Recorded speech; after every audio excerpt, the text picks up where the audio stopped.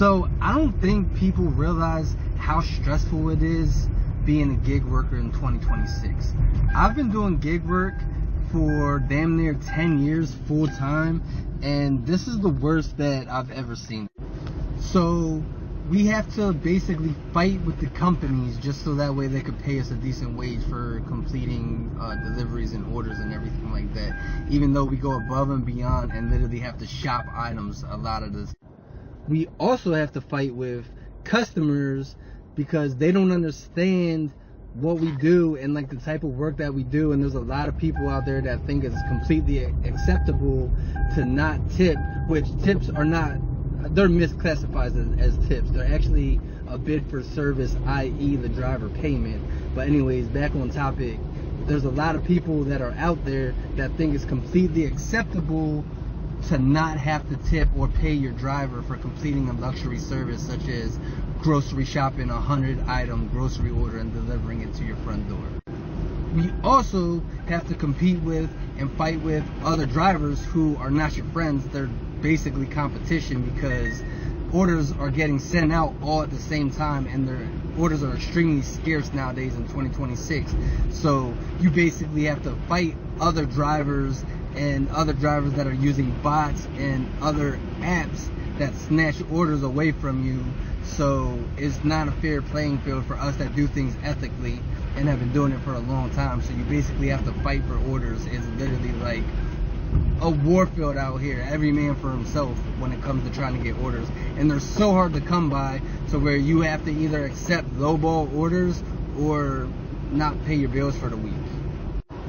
And then on top of that, we have to deal with high miles, high items, and low pay when it comes to orders, which is extremely frustrating, especially when you know your worth and you know the type of quality service and customer service that you bring, and then you still have to take these high miles, high items with low pay orders, or you just don't get paid.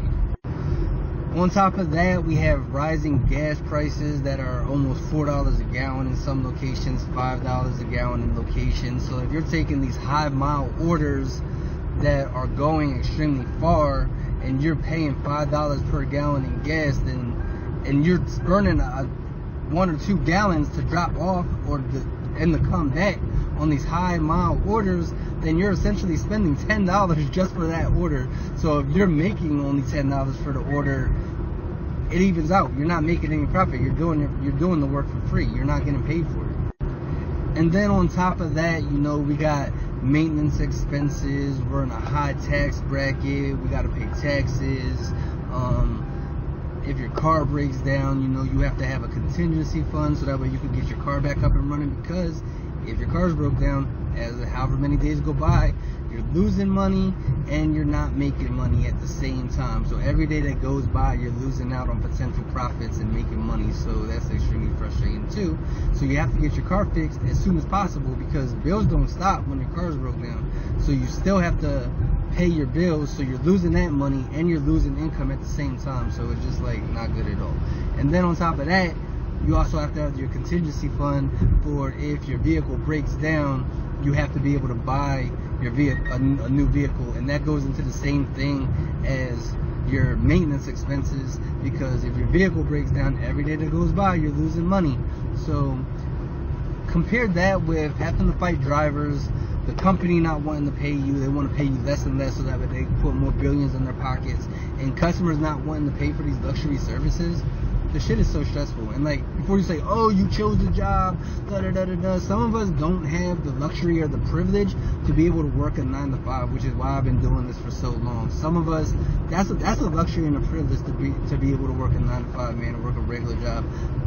I know, because I've been working and busting my ass since I was 14 years old, and I enjoy doing this. But you shouldn't say because somebody's getting paid less, or they're not getting paid at all, or people think it's not acceptable to not pay them, your main argument shouldn't be, well, you picked that job. Your main argument should be, well, like, why is this happening, and what can we do to fix this and rectify the situation? Because everybody deserves to get paid for their services and for their time and for working. Like, nobody should be working for free. So that's just like a pessimistic, manipulative way to look at it, to justify like being a piece of shit for the company, justifying them not paying us, justifying people not tipping us or paying us for our services and stuff like that. There's really no justification for that type of behavior, and it's weird to try to like narcissistically manipulate the situation to justify that type of behavior, if that makes sense. So, I don't know, man. It's really stressful out here. So I don't know. Is anybody else having issues like this in their zones, or how long have y'all been doing it? Is it still feasible where you're at? Because it's getting really bad, man. And like I said, with these crackhead drivers snatching up orders, it's literally getting worse and worse. Have you ever noticed something? A few years ago, everybody was talking about side hustles. Drive for Uber, deliver with DoorDash, shop for Instacart. It sounded like freedom. Work when you want. Be your own boss. Make extra money. But lately, I've been seeing a different conversation. People are waiting hours for orders, driving farther for less money, putting thousands of miles on their cars, working longer days just to make what they used to earn in half the time. And it got me thinking. Maybe the real problem isn't the gig economy. Maybe the real problem is depending on someone else's platform for your income.